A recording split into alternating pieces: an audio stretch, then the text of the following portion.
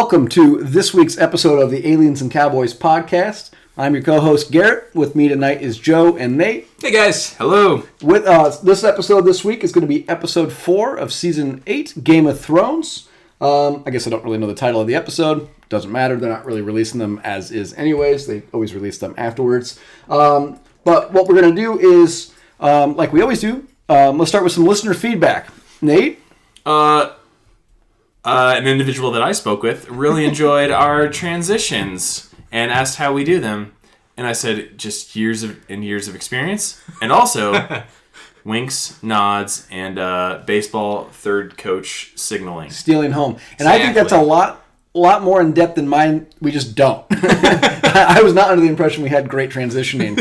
We're just kind of just doing this. Any other feedback?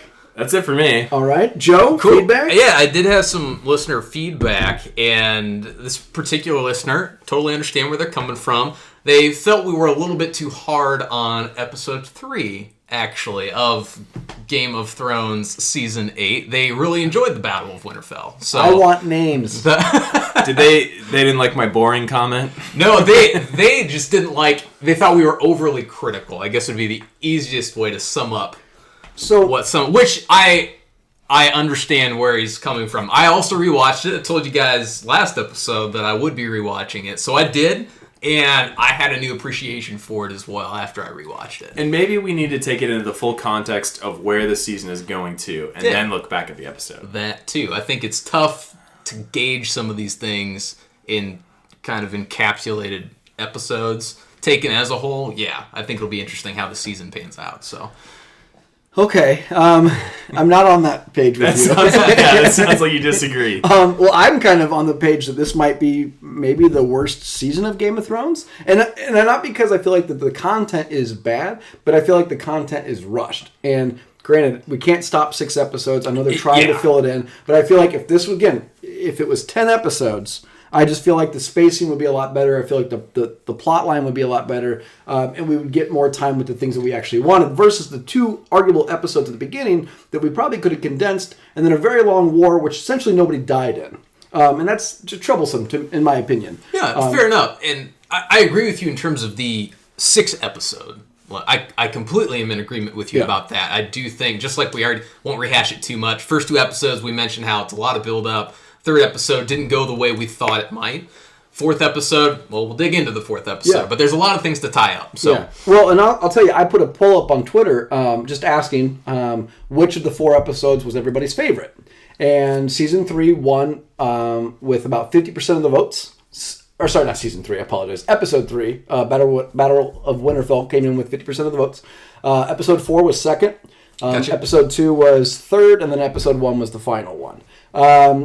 Granted, they were all wrong, right? Because in my opinion, I would put Episode 3 as arguably the worst of the season. No way. And we're going to get into this, Joe. You and I talked about this. I think the poll actually, and this, for the record, the order in which my favorite episodes fall currently, I think matched up to what those results were. I want your ghost. 10 votes on this, or what? How many ghost accounts do you have, Joe? They were all me. I feel like this is a fake news CNN poll over here. The Battle of Winterfell with 77% of the vote will win the presidency. Not happening. Thanks, Russia. Yeah. So, thanks, Night King. So, I had some feedback, not about the episode per se, but we were talking a lot about streaming services. Yes. And one a very astute listener actually brought up a really interesting point that I forgot when I started talking about potentially like how FX might have their own, CBS, stuff like that, ABC. I forgot Disney also owns ABC, owns ESPN, and owns FX. It's very possible you're going to get I think they have enough that they can put just a ton of content on there. Yeah. Especially if they go into the FX TV show catalog they have, the ABC show catalog they have. If they put like 30 for 30s from ESPN on there, I mean they could really become the number 1 streaming service very quickly with the amount of basically broad categories they have, broad channels they have in their catalog. Thoughts on that? Yeah, I agree with you. I mean, seeing exactly what they have control over and, in theory, what they will be able to offer at launch and then continue to add supported services from there. Yeah. I mean, it sounds pretty darn amazing. Yeah, so agreed. I'm excited to see what comes from that. Well, go ahead. With that standpoint, it sounds like they kind of predicted the future with that. I mean, they hold all the rights to it. They're going to bring it to a single location where people can stream it at all times. That goes kind of against our theory of like every channel is going to have a streaming service. Nobody wants that. Nobody wants that. But let me ask you this. Is it possible that we have a future where people aren't going to the movie theater now? Obviously, that Disney's going to start releasing Star Wars movies and Star Wars content on their network directly. Like, I think that the standalone movies for Cassian are going to go to Netflix versus going to the theater. Now, they might put them in the theater, I guess. But is it possible that we're talking about the future elimination of, like, your big Marvel movies and your Star Wars movies, the things you go to the theater for? Like, that there's not going to be a place for the movie theater maybe 10 years from now, 15 years from now? I don't think so for this point. Typically, they have like higher technological advantages over your home theater system. Sure. The ambiance of going to a theater and kind of getting that feel that you get. Yeah, the feel of that little kid behind me kicking my chair. That feel. And the sticky floor from who knows what. Yep. But also, maybe a testament to that is the drive-in theaters, which are still kind of coming back around, and people enjoy going to them. Yeah, it's a bit of a renaissance for those, I think. Well, I think one thing that's helped movie theaters is now your ability to pick your seat definitely helps. Also, to be able to drink beer during a movie definitely helps. 2 cup holders. Nice. Yep, just 4 shy of a podcast episode for Nate. I gotta hold the other 2, but it's all right. That's right. But let's move into some pop culture. So, go ahead, Joe. You start. Sure. Yeah, I'm sure a lot of you listeners have already seen this, but the latest trailer for Spider-Man Far From Home dropped, and spoiler alert, I'm not going to talk about them right now on this episode, but they actually have a spoiler alert at the beginning of this latest trailer because it has spoilers from how Endgame ends. So, before watching the trailer, if any of you have not seen Endgame, you might want to hold off on watching that latest Spider-Man trailer. I watched it anyway. I still haven't seen Endgame. I finally did spoil certain plot points for that, but the trailer does look amazing. I'm very excited for the new Spider-Man movie as well. I've not seen Endgame. Nate, I know you haven't yet as far as last we spoke. I think we need to probably do it this weekend. I think that's just something we need to make time to do. Yeah, I agree. Let's do it on Mother's Day. Sure, your wife will love it. So a little present. Yeah. I don't have anything specific to talk about except for the idea that Avatar came out and they're going to release Avatar movies, obviously the next 4, because there's supposed to be 5 total, as well as Star Wars. And I think somebody calculated that every Christmas for the next, from like 2019 to 2027, we're going to get a Star Wars or Avatar movie till 2027. Buckle up, guys. It's going to be awesome, right? And you know, I think Avatar is kind of that great forgotten like world building. If you go back and rewatch Avatar, it's actually not a bad film. It really is a beautiful film that you should see it in theaters, like we said, just because of the technology of the way it looks. Story-wise, I mean, it's a rehash of Pocahontas. Everybody knows that. But it has the ability now that they're going away from that Pocahontas story arc for 4 other films to really do a really kind of in-depth world build here. They're going to have, like, Kate Winslet's joining the cast. Like, they have, like, legit people coming in. Joe and I were kind of talking about this earlier. Yeah. I kind of find it funny because I feel like if they could go back and recast that first movie, they're definitely not picking Sam Worthington as the lead of this movie. I think that they pinned it on a guy who's not as well known, probably not the best actor to carry a 5-movie franchise that's going to be this big. Is he going to be in every single one? Well, I'm assuming so. He's the main character from the first one. Yeah, I think they'll have to incorporate his character somehow. Unless they kill him off and go a different route. Yeah, that's true. Unless they did that. Although, do they do motion capture or is it just his voice? Do we know? I have no idea. He's in the movie. On it. Yeah. So he's physically in the He's physically in the movie right? as well. But then I believe there is mocap that they use. As well. I just remember James Cameron, picked this. He was coming off. Sam Worthington was coming off Terminator Salvation as kind of the stand-in Terminator character. Yeah. Well, he's in Clash of the Titans around then too. He was kind of looking to be the next big name in Hollywood. And I don't mind him as an actor. Pan out for him. No, I don't hate him as an actor. He's not bad. I'm just saying, I'm wondering if James Cameron wishes he would have picked a different anchor for a 5-arc film than Sam Worthington.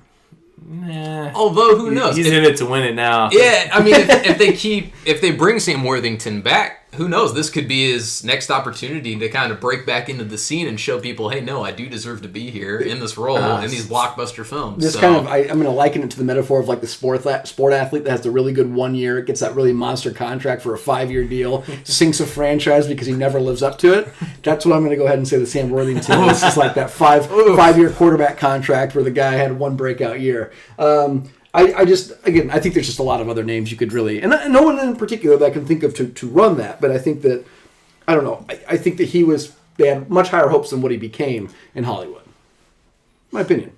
Yeah, I don't disagree in terms of how his career, at least up till currently, has gone. Yeah. He certainly kind of fell off the map, unfortunately, because like you said, Nate, I don't hate the guy. I think he does a good job in the movies I've seen him in. Yeah, don't get me wrong, don't dislike him. No, I know, yeah. I'm just wondering, Marvel pinned it to Robert Downey Jr. here, and ran a franchise around him, really being the anchor of that huge arc.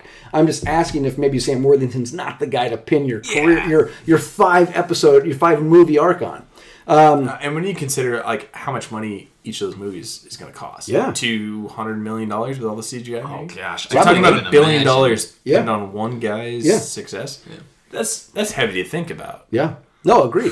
Final thing is, before we maybe pass it to Nate if Nate had anything for pop culture or not, I did see that Den of Geek had a list of live-action Disney movies they're going to have. Not just Aladdin, but they're going to do Mulan, which I'm actually kind of excited for. That could be really good. That'd be really good. They're going to do, first off, Disney's going to do a Mulan, plus I believe there's going to be a non-Disney version of Mulan, too. Oh, I didn't know that. They're going to do a Snow White. They're going to do, I want to say, another Cinderella or Maleficent, whatever it is those movies are. Yeah, I think there's a Maleficent, too, there's just coming a out. lot of potential that they're going to have these Disney movies go live action because of things like Beauty and the Beast and Aladdin. We don't know the success of Aladdin, but assuming Aladdin will be successful, I do plan on seeing that film. Yeah, in theaters. And Lion King, I think everybody's going to go see Lion King. Oh yeah, I'm sure. So I think that they're going to pin their hopes kind of on going that live action route because again, it's something new. It's obviously gaining traction, and people are obviously going to line up to see it. Anything else to add before we get into this episode? No, it's time. I don't have any pop culture. All right, so let's start with episode 4. General thoughts on this one, guys? Nate, you want to hop in? I liked it. Awesome. And those are all the words that... No.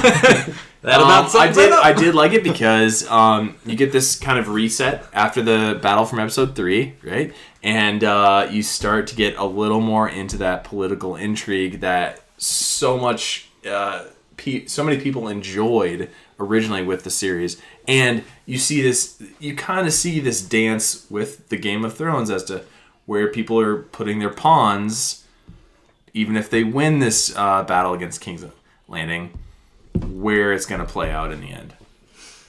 Exactly. I thought the same thing watching this one. I did really enjoy the episode. It felt like a classic Game of Thrones episode to me. There were some twists that I did not see coming in terms of some of the deaths that occurred during this episode as well, which I'm sure we'll get to some of those later. I do like the focus and shift back to the more political elements a little bit as well. I thought that was good. I found the fallout from the Battle of Winterfell kind of interesting, especially Tormund's kind of speech about Jon in that opening scene as well. Once again, I'm sure we'll get into that in a little more detail in a bit. He had his horn he was drinking from. The horn, yes. Yeah, it looked like a Giants bane to me. It sure did. I agree. Bring your own. Yeah, bring your own. I really liked it. I thought it was good. Yeah, I agree. I think this was the best episode of the season so far. Just like Nate said, it kind of harkens back to the political, backstabbing, the political maneuvering that made the first 3 seasons probably great. Let's be honest too. It's a very heavy Tyrion episode. And I think being a heavy Tyrion episode really... putting him back kind of in his element really makes this episode why it's the best of the season. Tyrion obviously has kind of been a character that since he basically left King's Landing, he's kind of been on the side a little bit or making mistakes. He's really not making mistakes in this episode. He's kind of back to what his strengths are, building alliances, building maneuvers, making deals. Obviously, we'll talk about the deal he makes with Bronn. And again, he's in a lot of scenes, doing what he does best. I think that the reset is great. I think that this is going to be an episode which we'll get to on this, next step here. Really turning into a election is what Game of Thrones is turning into. So let's get to this for a second. Go Nate, I'm going to have you pick Danny, and Joe, I'm going to have you pick John. Okay. Sorry, I'm springing this on them, by the way. Yeah. I want you guys to make the best argument for why either character, your character Danny or your character John, should be on the throne. Joe, you go first. I think John's greatest strength is his ability to innately be able to lead people. He is someone that people inherently look up to. He's not only able to lead troops, but I think he's also able to secure the support of his people. Now, admittedly, yes, this gets called into question when he bends the knee to Danny. I understand that. But it's a testament to John that despite after all of that, everything you need to know about him and how people feel about him is in that opening scene in the Great Hall of Winterfell, where people see him as someone that they can follow and as someone that would have their best interests at heart. So if I hear you correctly, it's the proverbial, they like to have a beer with him. Pretty much. Okay? So candidate A is the candidate we want to have a beer with. He's a man's man. He's a man's man. Okay? Nate, can you make an argument why Danny should sit on the throne? Yeah, number one, Jon Snow is really short, and you can't... You can't really assert authority if you're 5'5" like Jon Snow. I don't know what he is. I'm just making that. We're going to turn this into, instead of a Napoleon complex, you're going to have a Jon Snow complex going forward. No, I think the biggest thing that Danny has going for her, and she flips out in this episode about, is that no one knows Jon Snow's lineage to this point. She's the one that's bringing the fight to Westeros. She's the one more or less leading the armies, bringing the armies together. She's done the same kind of things that Jon has, except not on this particular continent. She's the Queen of the Dragons and all that lore and stuff. She did participate in the battles just as much as Jon Snow did, so she's not sitting on the sidelines playing politician. Yeah. Although she does play the Game of Thrones, which is a huge testament to what she brings to the table, because it takes more than just being able to lead people and do that sort of thing. Hence Ned Stark, who was, by all rights, the most honorable man around. Yep. He lasted less than one season. And Jon Snow does what's right in his heart and maybe doesn't really play that game so much. Well, let's be fair. He already died. Yeah. So he's on round 2. Okay. That's an unavoidable fact. So let's kind of going way off script what I was planning on. So sorry, I got to go back to you. But I kind of want to talk. Let's jump into this Danny candidacy here. So Danny in the first few seasons of the show is obviously, it was an Essos. Is that where she's at? And why is, I would say she's, and I think everybody would agree, she is considerably more successful in the first 4 seasons building her candidacy, let's say. Why is she more successful there? What makes her successful in like the first 4 or 5 seasons? I don't really know the lore from the books or anything, but it makes it sound like... Stay out of the books. The competition over there is maybe less so than it is... Where it's more of a stretch of power purely than it is a Game of Thrones over there. Okay, what do you mean? And... Well, there's not so much I'm the lord of this or that. It's the Dothraki. It's the people on the coast that own all the slaves. And stuff. I guess that's a power show too. But she gains this authority through marrying the Dothraki and gaining an army. And she kind of stretches her power through this great influx of like mercy and then power too. Okay. And she gains that. And there's not a whole lot of political play as compared to Westeros. Correct. I agree and with internal that. battles. Yeah. Yes, I would completely agree with you, Nate. I think, just to sum it up, she's a liberator. Okay. You know, I mean, at its core, that's what she does. She's the breaker of chains, right? So she's able to gain the trust and the commitment from people that she's able to save. Joe, how many names of Daenerys can you name? Oh, for your title? Not many. Breaker of Chains, Mother of Dragons. Those are the easiest two. Nope. Is it rightful ruler of Westeros or something? I don't know. Something about is it the first of the Andals? Yeah. something of the Unsullied. I think it's like something. Do you want to find this? Do you want to? Oh yeah, go ahead. We'll come back to that. Sure. Let's come back to that. So while you're looking for that, Joe, I'm going to jump in here too. And I agree. I think that Joe, you said she's the great liberator. I think if you look at her base of support in the first 4 or 5 seasons, it's all people she freed.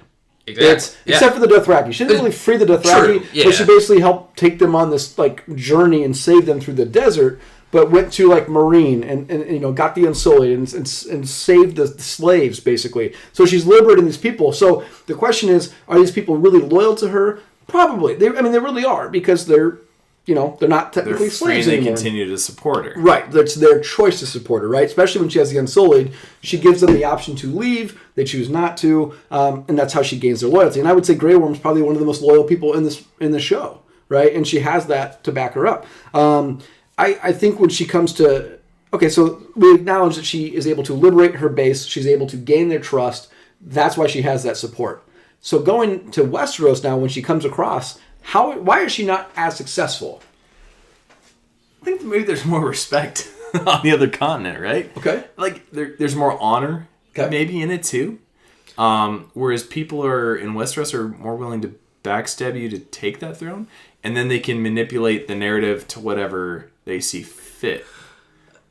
I would say, to be fair, That's though, I would say my she argument. faced some backstabbing in Essos. I know that the Marine, the Sons of the Harpy, the Slavers try to come back at the end there when she kind of went missing for a little bit. So, I mean, people, I don't want to say they try to, like, deliberately backstab her. They were just kind of an open rebellion to push against her. And to be fair, too, she had her loyalty. She also had 3 dragons. You know, that's a good way to keep a lot of people in check, considering they don't have those types of, weapons of mass destruction.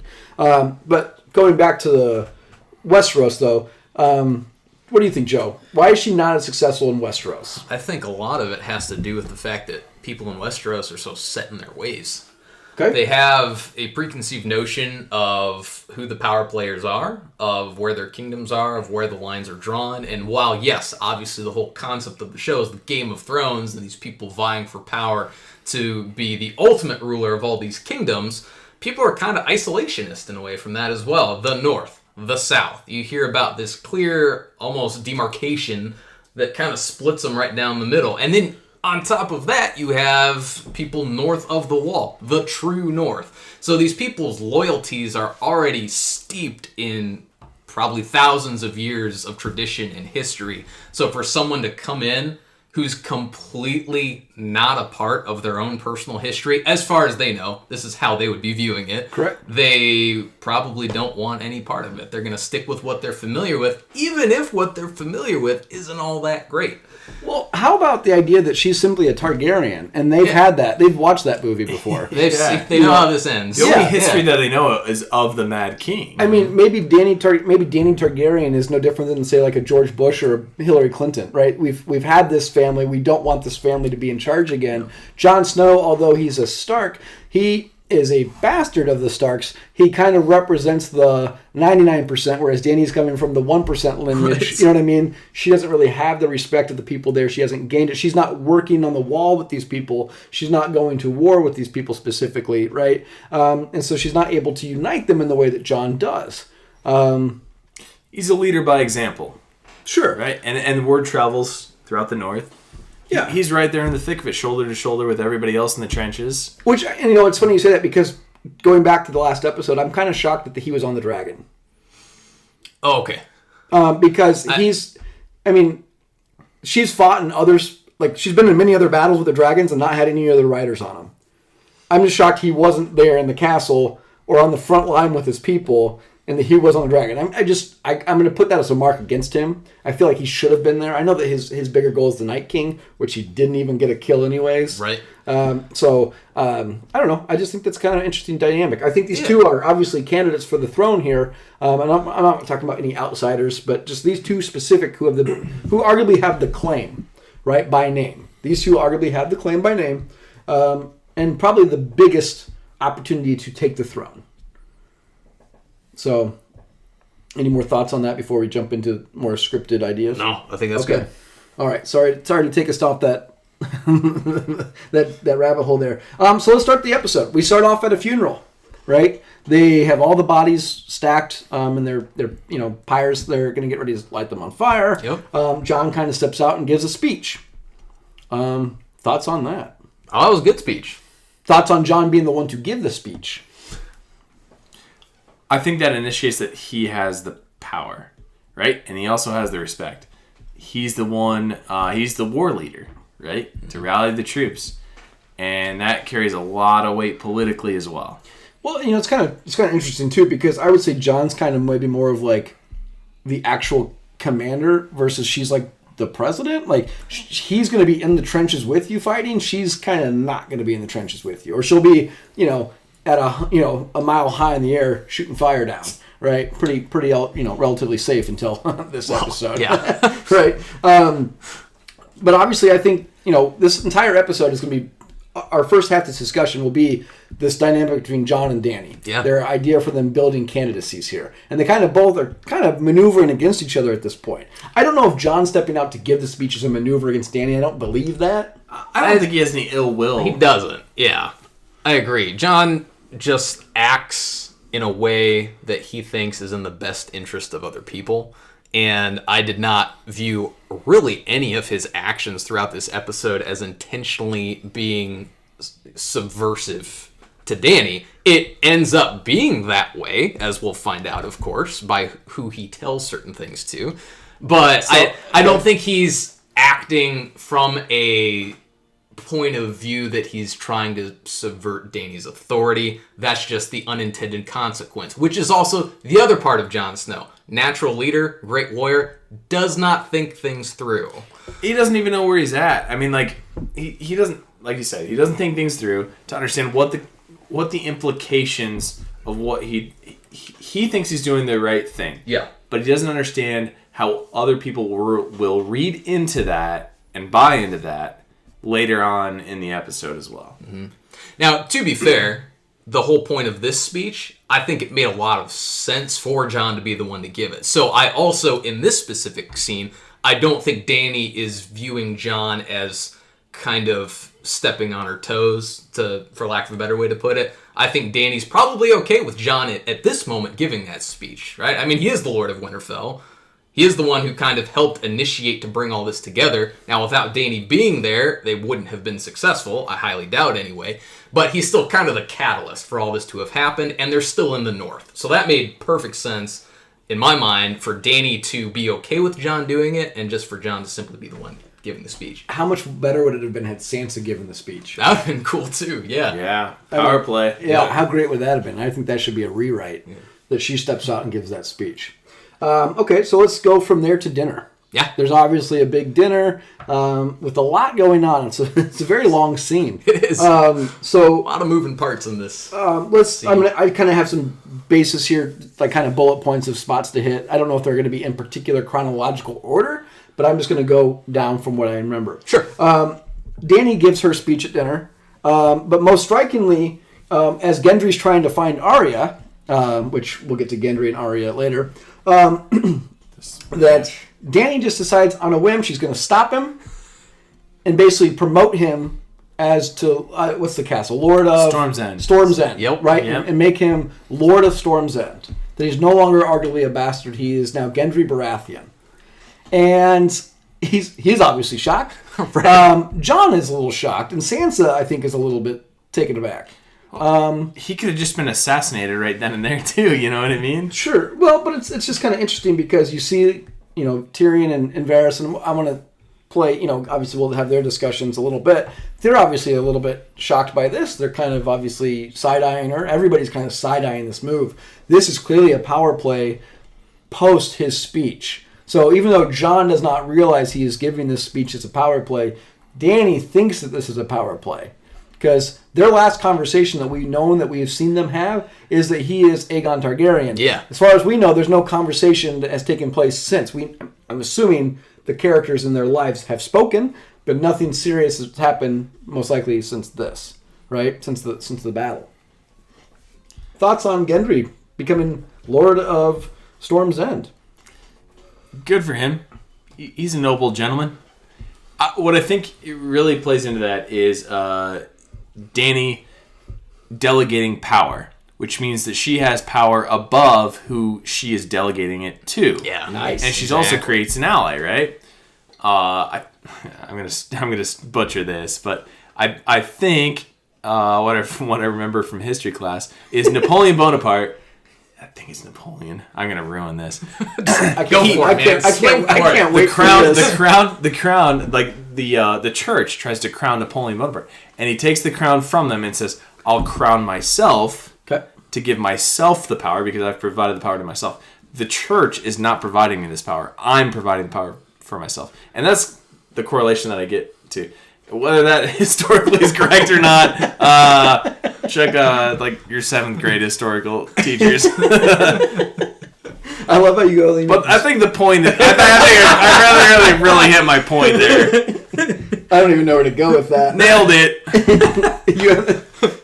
That was. I get your point, and yes, the fact that Daenerys is using this moment to show her authority, to show that she still is the one in charge, that Jon, don't forget everyone, bent the knee to me, not the other way around, and it's this kind of consistent reinforcement, which doesn't continue to pan out for her through the rest of the evening. So maybe another point is Jon Snow's the bastard, so he is not the Lord of Winterfell. Sansa is the Lady of Winterfell, but she is not the Lord of Winterfell, and it actually falls to Bran. I may be skipping ahead, but Bran has nothing to do with the political system. We'll come back to that. Okay. By the way, Napoleon did take the crown from the Pope and crown himself. Hell yeah. Nice job, 7th grade historical teacher. Yep. Whatever her name is. Let's go back to this, Danny. What's interesting, too, is I don't think Jon would have made this move because I don't think Jon would have known to make this move. Do you think Jon would have given anybody a lordship? Because I don't. Okay, Jon would not have ambushed someone as they got up from their table. I think he might have, as he let his thoughts collect, he might realize that this would be a smart move to make. But Dany has the initiative to be like, oh, hey, Gendry, here's a bunch of people where I can do this publicly. This is happening right now. No way Jon would have done that in that moment. Agreed. Jon's kind of a big dumb oaf in the sense that he does what's right by his gut instinct, but he doesn't think like 3 moves ahead like Sansa or Cersei or anyone in that capacity for the Game of Thrones. Okay. So, obviously I brought up that Jon and Sansa aren't really happy with this, or not like they're displeased, but I think clearly taken aback why is this happening right now? And did we just potentially Sansa's probably thinking more than Jon, did we just lose an ally? Okay, and some loyalty there. I think Sansa's onto this immediately. Jon's like, oh, why'd you do that? Yeah, I think Jon's 3 steps behind her. He's like sitting in the background, like clapping, like, yeah, good job, bud. he's probably asking who's Gendry. Yeah.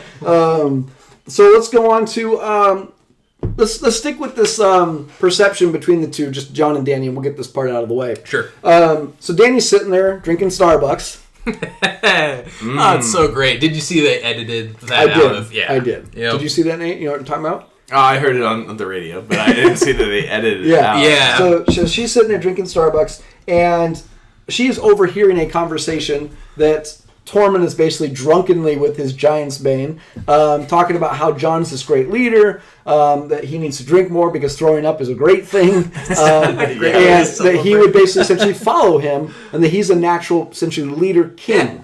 Exactly. And Dany's sitting there. She's clearly not liking this. She's distressed. Varys is watching this behind her and keeping an eye on everything. Sober as a judge. Yes, yes. And so essentially Tormund, this interaction gives credence to the idea that Jon obviously has the loyalty of the people of the North. Dany needs to realize they're in the North, though. Like, they're not in Essos, and he's uniting the tribes. They're in the North. He's been to war with this particular guy. You know, I think that she's overthinking this at this point. I agree. I think that Tormund and him have a big history. Doesn't mean that all wildlings will follow him. Doesn't mean that all the people of the North will follow him. But I think she immediately says, that guy's a leader. That guy's, going to bring his people. Jon has this alliance or this ability to unite these people.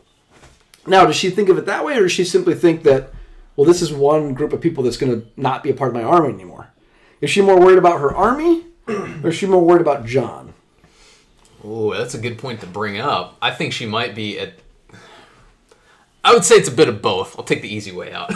I'll say it's a bit of both because of the following scene where she just wants to continue moving forward and march on King's Landing immediately. So absolutely having as much troop strength as possible to do that would be in her best interests. But then it also, of course, would directly lead to the power players left to take the throne. Because assuming you do take King's Landing, well, yeah, now Jon's a direct threat if he decides he does want to sit on the Iron Throne. So I genuinely think it's both. She's probably considering both factors of that. She's losing military power, but Jon's also very clearly gaining a lot of support as well. She's allied herself with someone that's familiar with the North and that has power in the North. She brings a foreign army or multiple foreign armies to here that have taken severe casualties at this point, to where probably the North, I mean, I'm going to guess, the North has more power or equal power to what her armies do currently. You know, and then she allies herself with someone who commands more respect than she does in a land that she's unfamiliar with. So I think that she's very nervous about where this all shakes out in the end. Well, what's ironic, though, she aligns herself with a guy without an army. Gendry's one man. Gendry has no army. Yeah. You know, he's been a blacksmith up until this point. Yes. Yeah. Which is just kind of an interesting move on her part there. So let's keep going around this dinner table. Let's get to the Jaime, Bran, Tyrion drinking game, or should we come back to that at the end? We'll come back. Let's come back to that. Okay. Yeah, let's get to the Hound and Sansa's interaction. Okay. Loved it. I did too. It was great. Short, sweet, few words. Yep. How about her viewpoint that she was basically saying, "I am who I am because of all the horrible things that happened to me, and had you saved my life and removed me from this treachery, I would still be the naive little bird that I was in the first couple seasons of this show." It's almost context for context with what Bran says. Yeah. That they understand their place in this world at this point, and that I've come to terms with it, and I am who I am because of previous events. And had we done anything differently, who knows who I would be today. Okay. It's kind of an ironic impact because the Hound has, I would say, maybe an equal impact on Arya that he does on Sansa, just differently. He takes Arya, he doesn't take Sansa. And then obviously you can see the consequences of him taking one and not taking the other. True. Yeah. And how they both turn out to be arguably cold, right? And very calculating, essentially, leaders or assassins, however you want to play it. But they are who they are, specifically tied back to the Hound took one and didn't take the other. Yeah, I think the Hound's a very interesting character because of how he is so connected to the Starks. Yeah. In a way that very few other characters are. And I think that's a really compelling part about his character, and I'm really excited to see what happens with him and Arya. And it's working really their way south interesting. as well. It's really interesting that he has really no allegiance to the Starks, and he leaves obviously King's Landing early on in the seasons, but he doesn't have that allegiance. He just kind of maybe respects the individual, and there's feelings deep down underneath that he never shows really, but he's kind of cold-hearted, very calculated in his decisions. And it's just more of a blunt instrument that I think a lot of people understand as far as Arya does and Sansa about their use of them in the world. Yeah, I mean, he taught a lot of really important life lessons, specifically to Arya, right? Because that's the one he spent time with. At least, I wouldn't say life lessons, I mean morally life lessons, but life lessons to survive. And I always draw back to that one little house they stopped at with the guy and her daughter. They basically essentially rob him and he beats them and he's like, they'll be dead soon. Like, what do they need this for? Right. They're just not going to survive. And it's kind of an interesting take because obviously Arya of the previous seasons would have been, she was horrified by that. Arya now probably would be like, yeah, you're right. And she might rob him herself, right?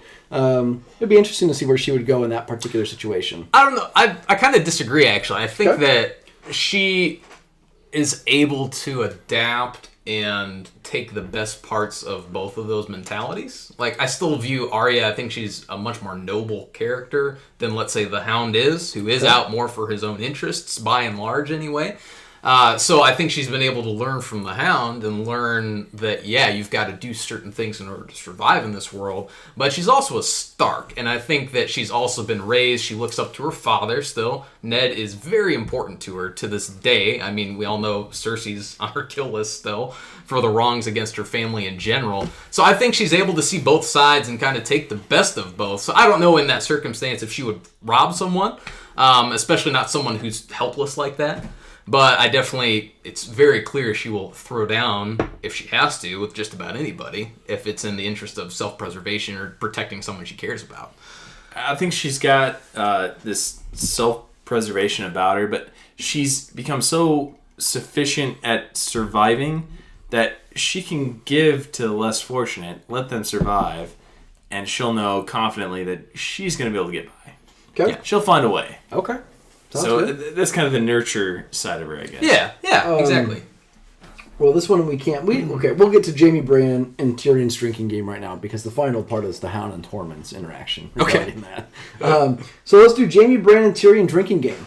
Obviously, they're kind of playing a drink if you have type of game, right? If you've done something or haven't done something, you take your drink. Mm-hmm. Like never have I ever. Never have I ever. Yeah, yes, that's exactly. And it's a really interesting thing because first off, it's interesting to see Tyrion and Jaime there, I think. And it's really interesting to see Bran drinking, obviously. It's really interesting because her character is like laughing and smiling kind of creepily, yeah, I thought. Puts you at odds. Yes, it's definitely weird. Definitely let her guard down, and I don't, in a creepy way. Yeah. Sorry. Them smiles. I'm sure there's memes out there. Oh, I'm sure there are. In fact, there are, as I've seen some.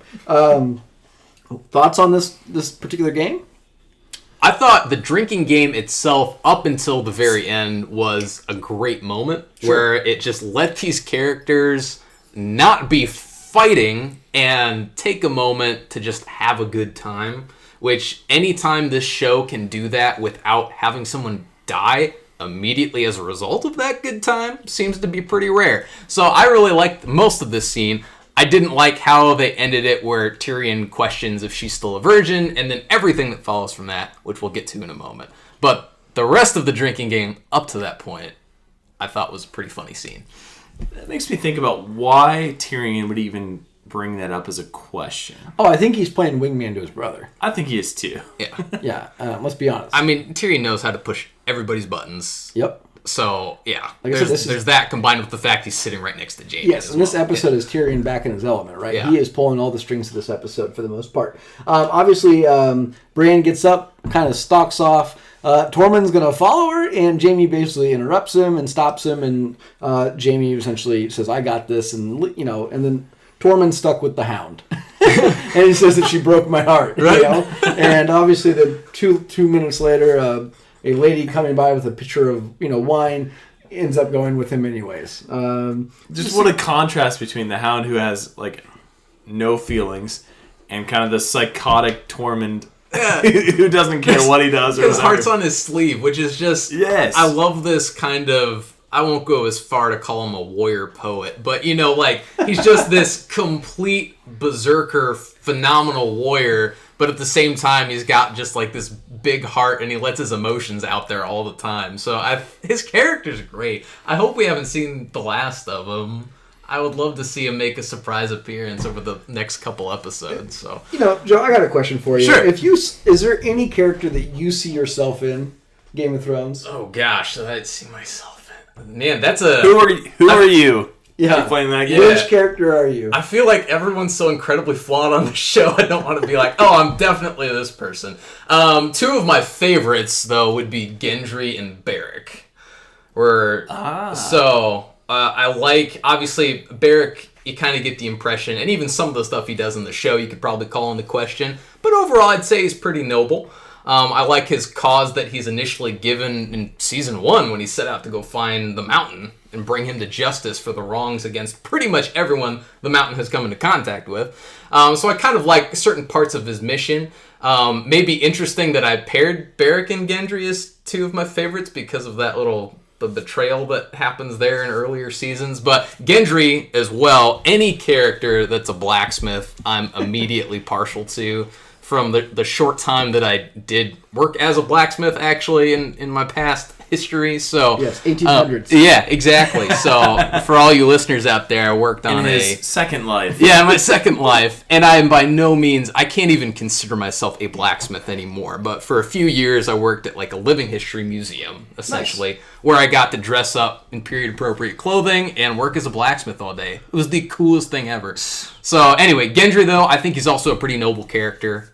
So if I brought you a spear with some dragon glass and asked you to create me this weapon, could you do it? Oh, you'd better believe I would try. No dimensions. Correct. No dimensions, yeah. Speaking of spear, weird transition for your listener, Nate. Gendry and Arya. Yeah. Gendry almost dies. There's a double entendre there somewhere. Yeah, Gendry almost dies as Arya almost shoots an arrow into his head. Yep. He obviously calculated. Was looking for her throughout the party.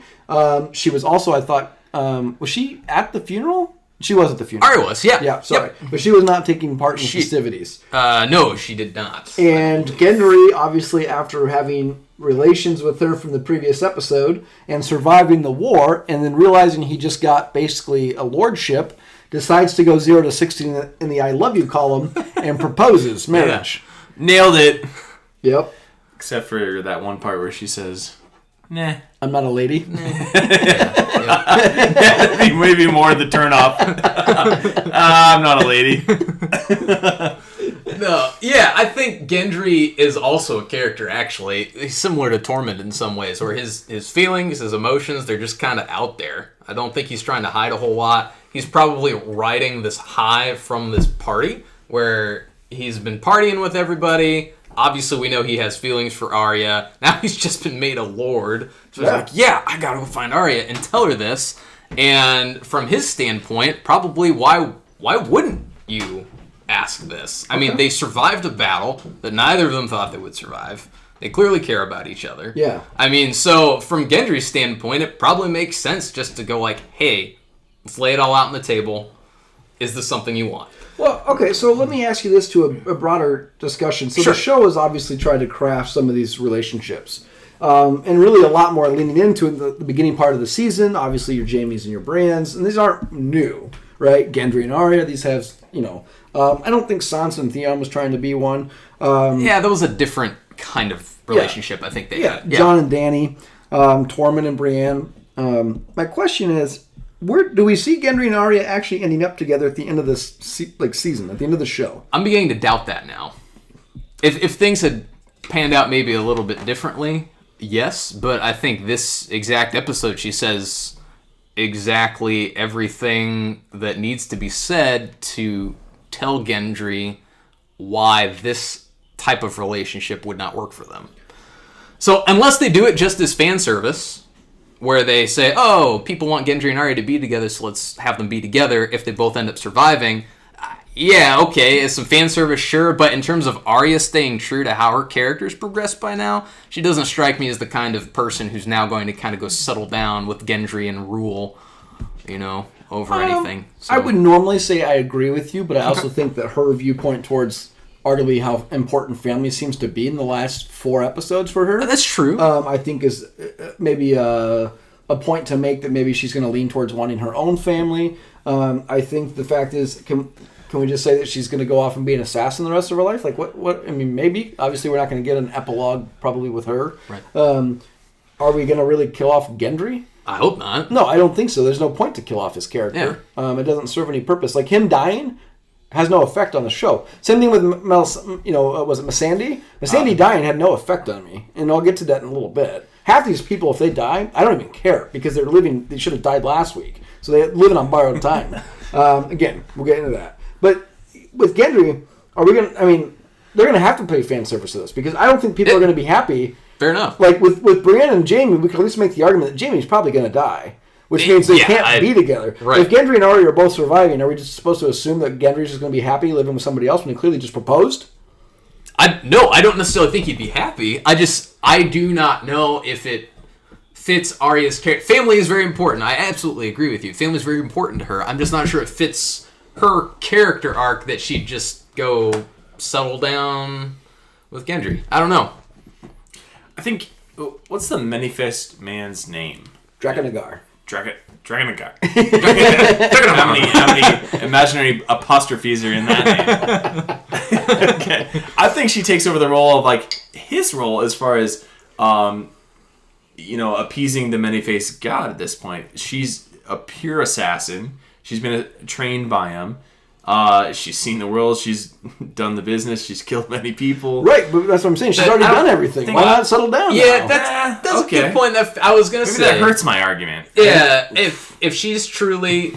She's obtained these skills to fulfill a purpose. Once she fulfills that purpose, will she feel this calling to continue to ply her trade? I don't know. Yeah. So that's a good. That's a good purpose. Counterpoint. Justice. I don't think Game of Thrones. I don't think Game of Thrones is like 10th level prestige of Call of Duty, right?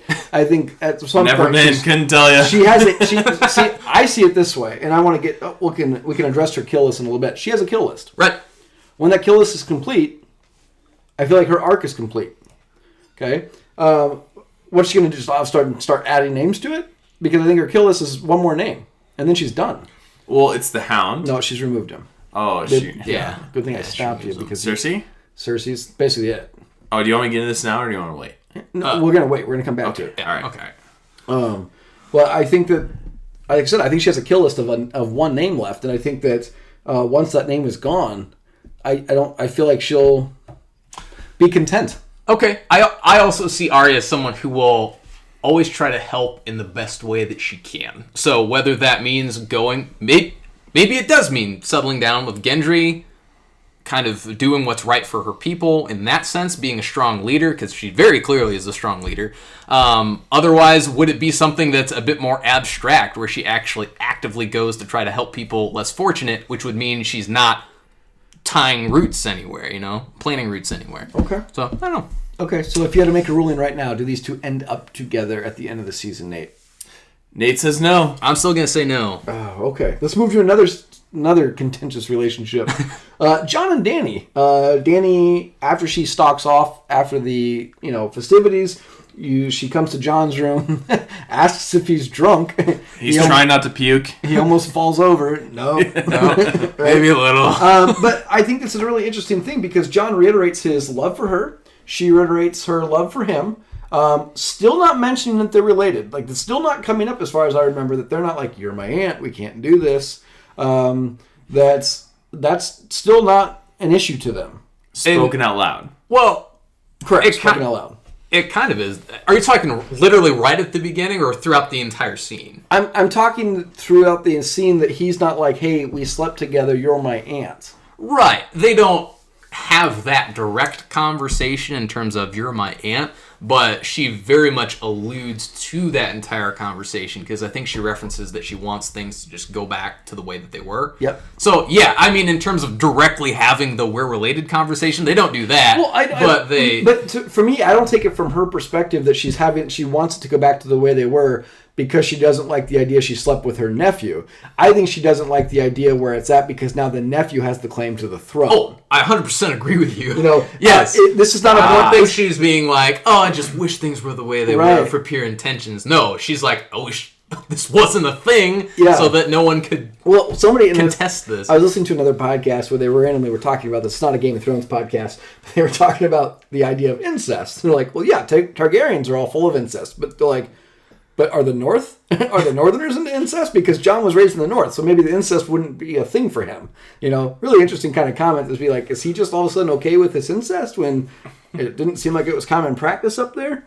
Anyways, but obviously the more important part of this is she, like you said, Joe, she says that she wants to go back to the way things were. She also says that there's only one way to prevent this from changing is to not tell anybody. And John... Ultimatum. I was just going to say, it's very important to note her emotions and how she reacts to telling him at this point. Yes. I mean, she is like at arms, just you cannot do this. It's ridiculous. She's very emotional. Yeah. In her plead for this. Yeah, and John's like, no, I bet my knee to you. I need to tell my family. My family will know that I'm not their family. The irony of that conversation was great. But he's like, I need to tell these people they'll still unite behind you. And she's like, no, they won't. Everything will change. You're not going to think it changes, but it will change. And she kind of leaves it with, I told you how we can fix this. And kind of leaves it. I don't know. Thoughts on this?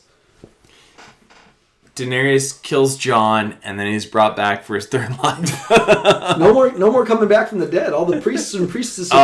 Nate said it here and now. Oh. So, quote me on that. Hot take. Who brings him back? Hot take. Let's run with your idea. Who brings him back? Sun Lord God Melisandre 2.0. Okay, cool. The Sun Lord God. That's a good one. Bran, who's actually the Lord of Light in the sky. Yeah, they're pretty powerful. I'm not sure if you've heard of them or not. They're from the south. They're from the south. Okay. Yeah, sorry, you asked what we thought of it. The scene I thought was a good moment to show that Dany is pretty much begging Jon at this point that this is the point of no return. Like, either you keep this between us, well, and technically Bran and Sam as well. Yeah. Your best friend and your brother. And your brother, yeah. Or, obviously, if you end up telling people, there will be ramifications. So is her plea at this point, because she cares more about Jon, or is it clearly she cares more about her claim to the throne? Where are her loyalties at this point? I think it's her claim to the throne. I agree. It's got to be. Mm-hmm. If she wanted to do what's best for Westeros, she would unite them under the one king that everyone respects, and that also has the claim to the throne. Yeah. I was trying to think about the idea that does she think he's the best king, though? Like, I don't think she thinks he's the best. No. I agree with that as well. I do not think that she would view Jon as someone, even if she did not have a claim to the throne. I don't know if Dany would be someone who would look to Jon as someone that she would want to call king. They're not equals at that point on the throne, right? She's the secondary. No, right. Point, right? Yeah, he has the most legitimate claim to the throne at this point. Well, which we'll get to in a conversation later about the importance of having a penis. Yeah. Okay. But let's go to Brienne and Jaime. Jaime kind of comes into Brienne's room. Definitely insults her. Definitely, basically takes advantage of her. I don't think she's drunk, but she's definitely got her guard down, and they sleep together. And Jaime couldn't get his own shirt off. He needed help. That's because he's got one hand, Nate. So we'll kind of go around this. We'll kind of take care of Jaime all in one swoop. How about this? Okay. Thoughts on them finally sleeping together? Dumb. How is this? I hated every part. Okay. About why? Because there was, from everything it leads to, I think it was unnecessary to have Brienne and Jaime sleep together. I think the most important part of their relationship, it could be argued, was when he knighted her at the end of episode 2 to kind of bring everything full circle in a way, okay? I think that obviously they've been building up some sexual tension as well, but I really wish they hadn't leaned into this. And I also don't like how kind of clumsily they handled this entire, way of making this happen. So from the way that Tyrion calls out Brienne on her virginity, to then sleeping with Jaime, to then breaking down in the courtyard when he chooses to ride away. Brienne is one of the coolest, strongest characters on this show, and how they handled her in this episode really frustrated me. Like a drunk sorority girl. Yeah, it was just completely out of character for her, and I hated it. Yeah. Anyway, I don't think it did her justice at all. They could have left it as there's an absolute mutual respect for the two greatest fighters in the kingdom. One, Jaime, before he lost his hand, and now Brienne, who has never lost a battle with an asterisk, right? At this point. I did not enjoy any of that interaction whatsoever. I didn't think there was any, mutual respect, or it didn't, progress the story at all. Well, I'll disagree with you there. Because I think with Brienne, I think we've talked about this has been a relationship since, season 2? That these two have been together? And they've obviously saved each other's lives. They've come into, they've one stood up for the other when they were about to basically be put on trial. They've obviously had that relation, that flirtation. They obviously slept together. That's her first that she slept with. And the idea that he's leaving to go back to his sister, I think, is devastating to her. Do you think... do you think he will be an Oathbreaker twice. I personally think he's going back to kill her. I don't think he's going back to save Cersei. I think he's going back to try to kill her. I think he's going to play double agent here. Going to go undercover and try to mess some stuff up. I really believe that. I'm hoping for the Euron Jaime encounter. Yeah, that's got to happen next episode. Nice. I want to see them fight because here's the thing: the baby that Cersei has is Jaime's, and Jaime knows that she's got the baby. Euron thinks it's his now, which we'll get to later. So I'm ready for that, interaction. Speaking of Jaime and Tyrion. Jaime and Tyrion having a drink.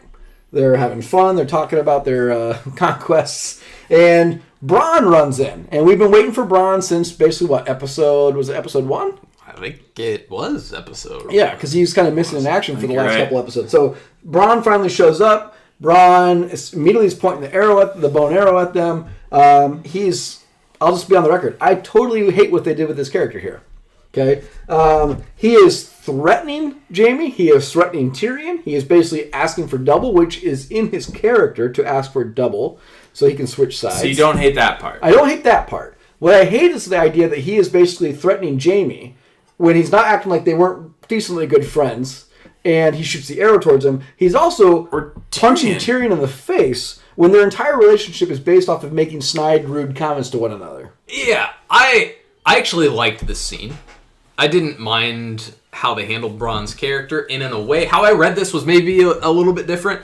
I read Bronn in this scene as being completely at his wit's end with the entire situation, with how it's panned out. He's tired of Cersei's dynamic with Tyrion and Jaime. He just wants this to be resolved one way or the other. And so I think this is him venting all of that frustration. And unfortunately, Jaime and Tyrion are on the receiving end of it, especially because they aren't going to do anything against Bronn when he's got a loaded crossbow pointed at them. So I read it more as him being exasperated about the situation as a whole, not necessarily, completely mitigating his past friendship with Jaime and Tyrion. So okay, maybe. Here's two things, though, that I thought about for this particular interaction. Okay.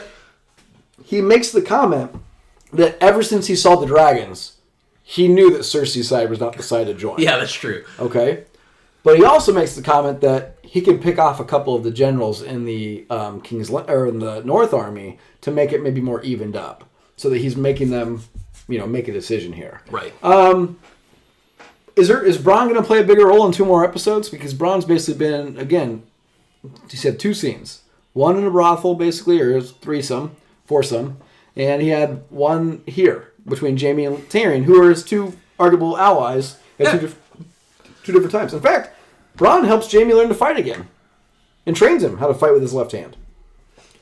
I just feel like you're right, Garrett. They did him such a disservice by putting him in this position. Because you'd think he'd either level with the people that he has like an allyship with the people he's built a relationship with, knowing that they'll essentially double whatever the previous bounty was for them. And then he's sitting there trying to play the hard ass and shooting a crossbow bolt between them and shooting the post. Yeah. And then reloading it. I mean, it doesn't really do him justice for that. Right. I agree. I think he would have came in and would have said, "Hey guys, howdy buddies, I'm back. Here's the situation. I was paid to basically kill you. However, if you double it, like you've always promised you would, Tyrion, I'll join your side." I just think there's a completely different way to take that interaction, which will be fun, lip service to fans to make it exciting, make them enjoy each other, and he still gets out with double with going to be Highgarden. I just think there's a different way to approach his character, and I feel like Bronn, he's never come off as this much of a hard ass. Never. And I do buy your situation that he's just frustrated, but he also acknowledges the other lady's got dragons. And, and he's acknowledged, hey, I know that my side can't win, so I'm willing to jump.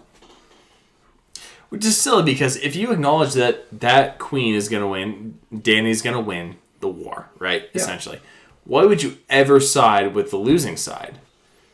Taking that particular castle or whatever you would be the lord of. Well, unless you assume that they are going to continue to allow you to be the lord of that castle. That's a huge trust issue. True. And I think it kind of works in Bronn's character, though, because on the offhand chance, which he doesn't believe that Cersei's going to win, but on the offhand chance, he's going on the information he has immediately available to him. So, from that standpoint, it kind of makes sense. And then if Dany... Yeah, sure. Even if Dany wins, who knows how long it would take to actually begin appointing, okay, you're now the Lord of this, you're now the Lord of that, especially if she, with Tyrion on Dany's side, now we'll get to this in a little bit, maybe that's shifting, but as far as Dany knows, Tyrion's still on her side, so if Tyrion's like, oh, yep, I gave Bronn this castle, it's his now, Dany would probably be like, oh, okay. Okay. At least for a while. Bend the knee. Yeah, well, yep. Right. Provided he does that, then she would be okay with it. Bend the knee, Nate. Let's move to the weirwood tree. Yeah. Where I saw a meme of it. The Beatles were trying to explain to John Lennon why Yoko Ono was breaking them up. It was Sansa, Arya, and Bronn. Like, and then John's in front of them, and then so basically like the Beatles trying to explain to John Lennon. I thought that was great. But let's talk about this. So John, Arya, Sansa, Bronn. They're kind of interesting because Sansa's calling out John's, kind of wavering leadership. Arya kind of goes, yeah, I buy that. To why John's like, no, we need her. She's immediately like, oh, yep. Yeah, which Sansa obviously takes issue with that. But essentially what happens is Bran kind of comes out of a trance like he always does, and he acknowledges to them and tells them the story that John's basically Aegon Targaryen. When John was not supposed to tell anybody, and to be fair, he then let's be fair, he told Dany he wanted to tell them, so he tells them, swears them to secrecy, and Sansa starts a group chat. Yeah. Which, can I touch on that? Yeah, or do you want me to table that for a second? Table that for 1 second. Okay. Let's just broach the subject that John finally tells them that he's Aegon Targaryen. And we don't really get to see that conversation. We don't. Yeah, Bran very stoically is like, it's your choice. Yeah. And it kind of just cuts from there. But... I'm ready for Bran to get out of the show. Yeah, man, what does the three-eyed raven even produce, man? He's like all powerful and produces nothing. I'm still hoping we get something cool from Bran. I want something cool. So do I. We literally have 2 episodes left. I know it's going to be very crowded. And one's supposed to be next episode's supposed to even be like a bigger battle than Battle of Winterfell. Yeah, it's true. Fingers crossed. Better battle. Oh, jeez. Bigger, better battle. Bigger, better battle. Bigger, better battle. Okay, sorry guys. Do you think he wargs into like the entire army and pulls a Night King and like? I just hope he wargs into a tree and doesn't come out. Okay, so like a tree and leave. We'll come back to the Arya conversation because I've got that pinned for later. We're just kind of going down the list here. Sure. How about the John as they have a battle council? They're gonna, they kind of convene a battle council. They're basically saying Dany's like, we've won the War of the North. Now we'll win the last war, or whatever it is. Oh, the war for the last war to win. She wants to go down right away. She wants to move her troops right away. Obviously, Sansa says, "Don't do this. This is ridiculous. Your army, not just our army, but your army is tired." And John kind of sides in with her and says, "Nope, we'll bend the knee. We'll go. We'll make this happen. Let's go down to King's Landing." So they say their goodbyes. And John and Ghost. And this got a lot of flack on the internet. It did, because Ghost obviously has been around this season a little bit. He obviously survived the battle like everybody else did. And he... basically, John kind of gives him up for adoption. And John says, you know what? Because Tormund enters in, and Tormund says, I'm going to leave, and I'm going to go up north with my people again. And John basically says, why don't you take Ghost with him? And everybody's freaking out because he doesn't pet Ghost or say goodbye to Ghost or interacts with Ghosts. Now, the director of the episode explained this away, just simply said that obviously the direwolves are CGI, and it just costs too much money to have this interaction. They fly dragons in the show. Yeah. So I heard a better explanation, and you and I did on the YouTube video that we were like recapping. Okay, go ahead. Is that there's a small element of like a psychic element to where the Starks can communicate with their wolves psychically. That they kind of have this mind meld to where they have this understanding. No, he didn't pet Ghost. Right. This scene didn't really bother me all that much either. I thought you have this kind of long, even regardless of any psychic connection, you have this look of John acknowledging Ghost, and it's like the little kind of nod, almost like, all right, you got this. And then, I don't know, it would have been nice to see him pet Ghost, but people acted like this wrecked the whole episode for them. And I'm like, how did this wreck the episode? This wrecked John for a lot of people. There were a lot of people saying, I hope John dies now. It's a tough crowd out there for Game of Thrones. Holy smokes. That GD coffee cup, I mean. Woo! Okay, but so Tormund goes up north, Joe. Yeah. Are we done with Tormund? Oh, man. You know, it's a good jumping off point for Tormund if they want to actually give a reasonably happy ending to a very popular character. That's what I'm saying. The only way he survives is if he goes up north. Yes. If Tormund ends up back in this show, which I said earlier, I would love to see him return. If we see Tormund again, he is not living to the end of episode 6. How are we going to see him again, though? I don't know. I could see them doing, for probably a couple characters, the whole kind of proverbial cavalry charge where suddenly reinforcements arrive. You know, something along those lines. The Deus Ex Machina shows up. Yeah. Yara, Iron Islands, they circle back to the north, they collect the wildlings, and they... Okay, hold on. Strategically, Come though, from the I would back. say, yep, but then what strategy does it show for John to put on a face in front of everybody to say, Tormund, you go up north and never come back? Who are they tricking here?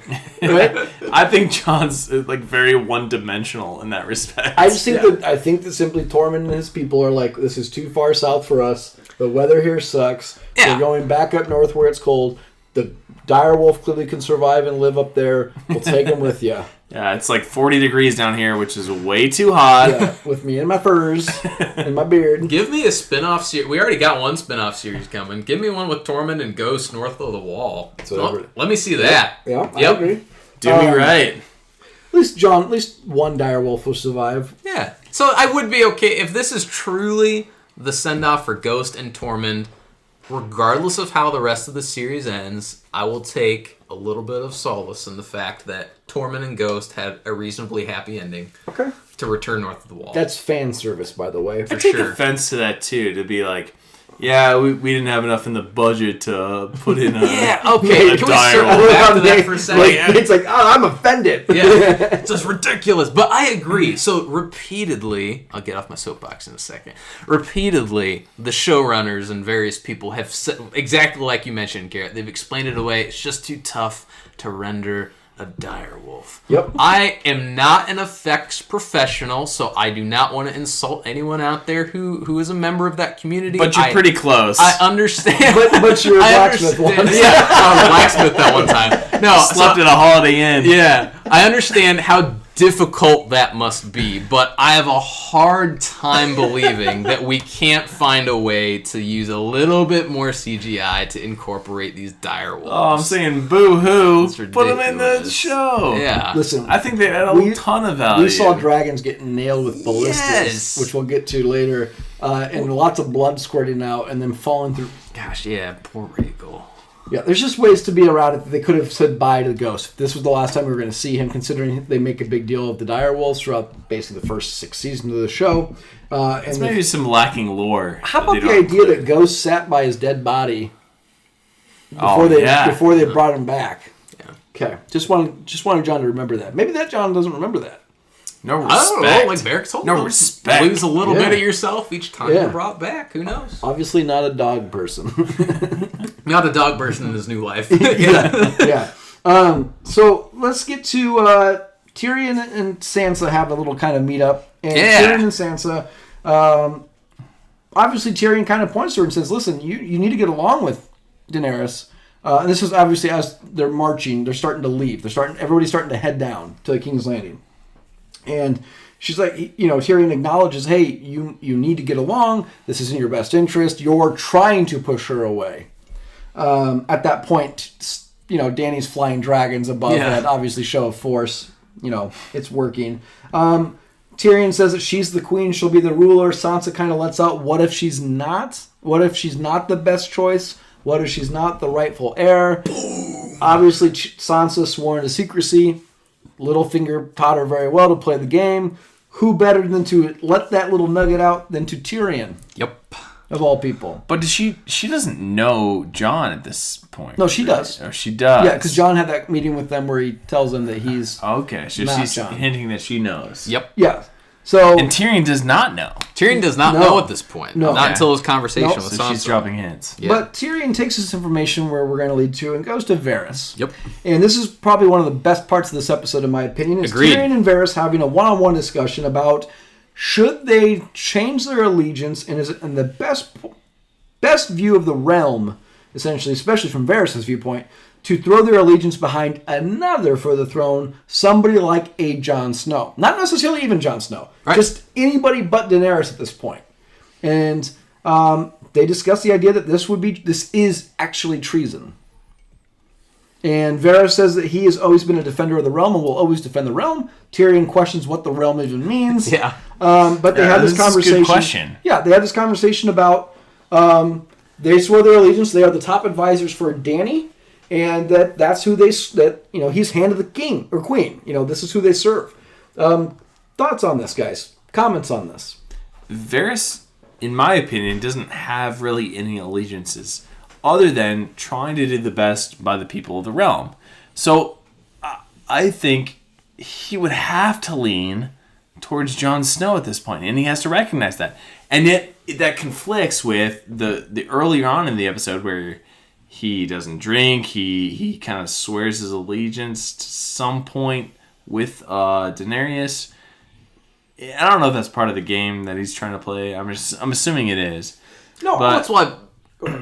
It's why he's survived this long. Yeah. I mean, he's definitely someone who can play the game, and I think it's an interesting dynamic where Tyrion's trying to be loyal to Daenerys at this point, but at what cost? And this, I think, is what Varys is trying to kind of call him out on. Like, are you going to remain loyal even if, from this trajectory, seems like she might be becoming the Mad Queen? So do you remain loyal to a fault to the point where you're supporting someone who does not have the people's best interests at heart anymore? Right. Or do you actually jump off that bandwagon to find someone who will support the people and be a better choice for the people? So yeah, I agree with you, Nate. Varys his allegiances are fluid, which comes off as being disloyal, but you could argue from the standpoint of the people, does he truly have their best interest at heart? Yeah. And is that ultimately more important? And is that the right thing to do? The people. Yeah. Does this idea of treason that's kind of creeping into his head, is this what gets Varys killed? Probably. Does Varys make a move against Daenerys? I think he gets caught in a little Littlefinger situation to where it's turned on his head and said, I'm doing the best by my people, but it is also treason, so. How about does Tyrion kill him? Oh, I think they save any killing that Tyrion does to his own family. Okay. All right. Okay. I could see. Put me on that. Okay, yeah. I could see Dany doing, setting Varys on fire. I can see that Dracarys to happening. Varys. Yeah. I get no. it. Oh, I get it. good Okay. alliteration. Okay. Let's also go. I see what you did there. Yeah, I rhymed it. Arya and the Hound. This is a little fan service. They meet up on their road down to King's Landing here. Arya and the Hound kind of have this kind of thing you mentioned earlier, Joe, about the Hound basically saying that he's going down there, that he's going to basically not come back. Arya says, I'm going down there to not come back either. Hound says, are you going to leave me for dead again?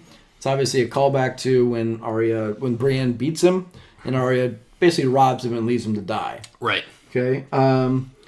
I kind of hope we get some more of this interaction on the road, but I doubt it. I think this is all we were going to get between these two as far as on the road. Yeah, probably with how fast they're kind of showing people arriving at King's Landing. It's, Yeah.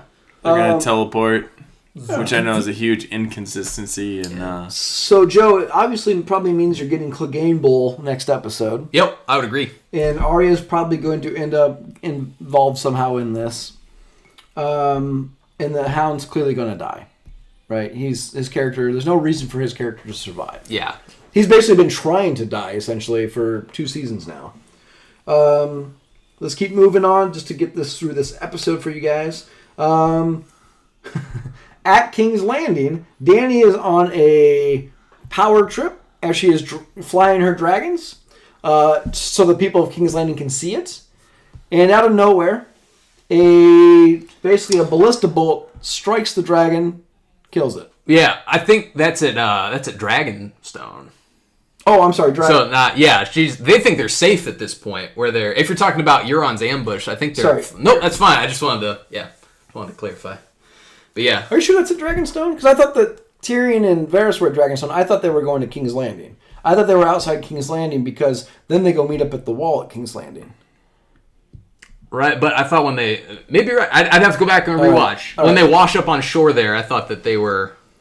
But they're at King's Landing because Melisandre gets taken prisoner there, or Missandei. Mm-hmm. And so she'd already be. She's there. They take her and they're at King's Landing. Gotcha. Regardless. Well, whatever. Either way. Euron's ambush. Yeah. Euron basically ends up taking down. Was it Rhaegal? Yeah, it was Rhaegal. An effing dragon. Gets hit by a crossbow once in the chest, thinking it could survive, gets nailed right through the neck, and then goes crashing into the water. These things reload like they're machine guns, by the way, because they fired a lot of them very quickly. Daenerys basically tries to dive bomb it, realizes this is not smart, backs away. And then Euron decides to basically take out the entire fleet of ships that they had, which forces the entire basically small army that's left to wash up on shore. And they realize that Missandei is not with them, and they believe that she is basically killed at that point. Thoughts on the dragon's death? That was brutal. Yeah. I had mentioned a bit before this episode that I think one of the things that Game of Thrones does very well, does a lot very well, was the sound effects. And not always pleasant sound effects as well. So the Oberyn death scene comes to mind with how disgustingly brutal. Not only the visuals were, but the sounds were as well. I cringe every time. Yeah, and I cringed pretty hard when Rhaegal gets hit by these bolts. The sounds when it punches through his armor and then he starts screeching, and it was, oh man. It caught me off guard for sure. It's right when you start feeling complacent that they're flying through the air and not anticipating anything to happen that, boom, Game of Thrones drops the death on you. How about the idea that the dragon gets taken out by crossbolts? Like, these dragons are built up to be extremely powerful for these, basically for 7 seasons until the Night King takes out Viserion with one spear. I will grant that it's probably a magic spear of ice. I'll buy it. These are normal bolts here. These are bigger, larger. Yeah, there's the precedent there, though, too. And a couple seasons ago, I forget if it was 6 or 7, sure, but they do show specifically that bolts fired from these ballista can puncture dragon scales and dragon bone, essentially. But prior to this, my argument would be that she obviously has the advantage with 2 dragons. Right. Now knowing that how many bolts and ballistas and basically arrow launchers she seems to have with a 20,000 Golden Company army, with clearly a superior sea captain and naval force that's never been defeated, it looks like. There's no possible way that her small army and her dragon can defeat these people. Am I right? I mean, that scene at the end where, just like you're saying, the number of ballista they have set up in King's Landing, and not to mention on Euron's fleet. Yeah. I mean, there's a lot of them. What did bother me about this scene, though, as well, was just their lack of observation. I won't pick it apart too much. You get the shocking death factor in there, which is what Game of Thrones goes for a lot of the time. But I found it really surprising that on 2 dragons, like, Euron was just, oh, shoot, Euron's there. Like, they didn't see Euron somehow. Yeah. And then that Dany didn't fly, like, just fly around or fly up super high and then dive bomb straight down. Yeah. So that actually just logistically bothered me a little bit by how that could have played out the way it did. But it's all good. I'll give him a pass. Why are you flying your dragons at, like, target range? You just assume that you could fly way high up, start to scout the field, and then figure out, like, where the troops are or any danger is for your well, and I understand that. Obviously, with the big battle coming up, they have to make Daenerys weaker. Yeah, I get that for the plot. So for the plot, you have to take out this dragon. Sure. I just don't like it because now with this precedent of it being taken out with crossbolts, it makes me think that there's no possible way that they would not be hitting her dragon during an actual battle. Right. The glass cannon aspect of, like, killing 2 of the 3 dragons that haven't been seen for, I don't know, a millennia or whatever they call out is like, One's killed with a single magical ice spear. Again, I'll grant the magic. Okay. Yeah, the magic did it, right? and then a few ballista, one, and then I think took 2 shots. Took one to the heart and one through the neck. So 2 other ballistas. It's just like, what happened? Because we consider these in the previous episodes to be like the nuclear weapons that she would bring into the... And they just get killed, like, on a whim. That's crazy. Are you playing Risk? No. Oh. I found this very helpful, though. Okay, hold on. Well, before you come back to that, the reason... I was definitely shocked at the way the dragon died. I don't really care that the dragon died because, again, this is one of the victims that should have probably died last episode. The idea that they had 3 dragons in a battle... And the 2 dragons that were alive survived. I was fine with one of those dragons getting taken out. I have a hard time with the physics of the ballistas on that armada. Yeah. And they're just like flying through a cloud and don't understand that there's like 100 ships and they all have ballistas and they're all going to aim for like for volume to like kill this thing. Well, and what happens obviously is this leads to a big standoff between Dany, about 30 of the Unsullied, because most of her army's not there. Tyrion, obviously the dragon is, we're assuming, out of launching of a projectile range. Tyrion, though, takes it to himself because they find Missandei has been taken capture, and they're basically saying surrender or unconditionally surrender. We're going to kill her. Awesome interaction between Qyburn and Tyrion as the 2 hands. Yeah. Basically saying, we'll accept your unconditional surrender. And he goes, well, we'll accept your unconditional surrender. And just this great interaction. I think Qyburn is one of the underrated characters of the show. I think he's kind of like a Bronn. He's just always on his A game when he's on the screen. Yeah. And I feel like he's not an evil person. He's not like a Euron. He's just loyal to whoever happens to be okay with him conducting scientific experiments. But Tyrion approaches Cersei and gives a heartfelt speech. Tyrion, you think is probably going to die because Cersei raises her hand. My question is, why doesn't Cersei just wipe him out and wipe out everybody else that's right there? Yeah. That's kind of the stuff that I understand. We have a battle coming next episode. But she hired Bronn to go kill him. She can clearly get him killed right now because she blames him for the death of Joffrey. She has not really, had this opportunity to kill him since... they kind of had their somewhat agreement the previous episode as they were trying to send the group above the north of the wall. Why doesn't she just take him out? Yeah, it admittedly doesn't make much sense. No. I think, are we supposed to believe that she truly suddenly has this change of heart where she feels something for Tyrion? Right. Because I don't think... Not seriously. I don't think so. Because let's say it's 50 Unsullied. How are 50 Unsullied going to break through that wall? Yeah, there's no way. They're not. They're just going to be sitting ducks. And then that dragon? Yeah. I'll take the ballista now that I know they can take out a dragon. I'll take the ballista and everything else against the one dragon. Yeah, it's true. I mean, I think... I get that, yes, they're setting up the next episode for it to be a big battle, and you don't want to kill everybody off this way. But Cersei, in terms of her character, there's no precedent for her to treat this honorably. She sees her primary enemies, Dragon, Dany, and Tyrion, lined up for clear shots. Yep. Other than from a script standpoint to set up the rest of the show, I think she would have done that. Yeah. Agreed. Obviously, they kill Missandei. Yep. Does anybody have any thoughts on that? Because I don't. Missandei should have died. I'm hoping Grey Worm has some sort of epic response here in the future. Yeah, I think Grey Worm's going to go ham next episode, kill a bunch of people, for sure is. And he's going to get taken out too. I didn't like how they did this. I think that if you were going to have one of these characters die between Missandei and Grey Worm, the logical option would have been to have it be Grey Worm last episode during the battle. The fact that Missandei is the only one captured from this entire battle, that Euron was somehow even able to find her and then brought back to King's Landing. I don't know. It's just kind of I felt like it was a cheap way to get rid of her character because it didn't make sense even within the confines of the show, other than some kind of shock value to now kind of spur Grey Worm to action and Dany to action. But here's the problem: they didn't need any more motivation to do that. It kind of bothered me they chose to get rid of her this way. It's like, here's the slap on the wrist. Like, you better not attack me. You better not. Yeah, I just... but there's like there's way greater implications to winning this battle than to I also thought sacrifice like having one. the mountain beheader. Why didn't they just push her off the wall? I thought Cersei was going to do I thought that. Cersei was going to push her off the wall too. Yeah, I thought that's how that was going to go. Maybe she crushes Tyrion in the process. I don't know. He tries to catch her. It would have been more interesting had she pushed him off the wall and he has to dive out of the way or he dies too. That would have been kind of interesting. Obviously this propels Daenerys to become the Mad Queen, right? She lost another dragon. She lost the Sandai. She lost most of her army. She lost the entire Dothraki.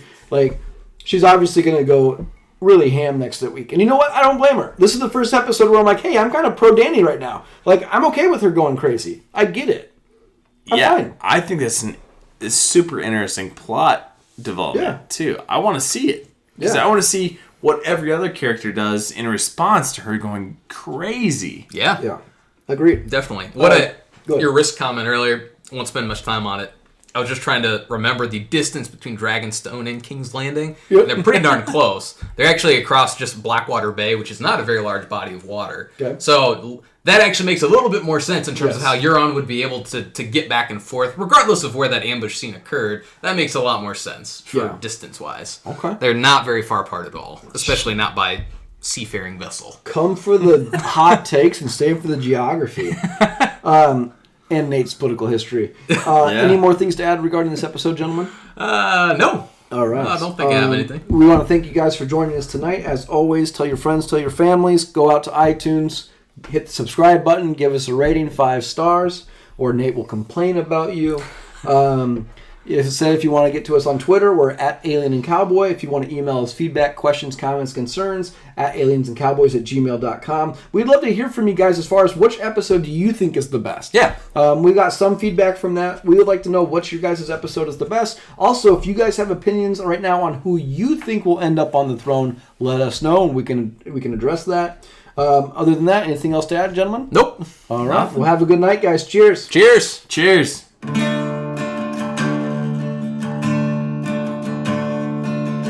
In the halls of the kings who are gone, Jenny would dance with her ghosts, the one she had lost and the one she had found, and the ones who had loved her the most, the ones who'd been gone for so very long she couldn't remember their names.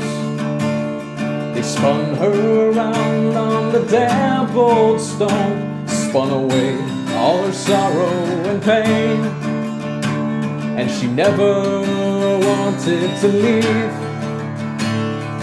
never wanted to leave, never wanted to leave, never wanted to leave.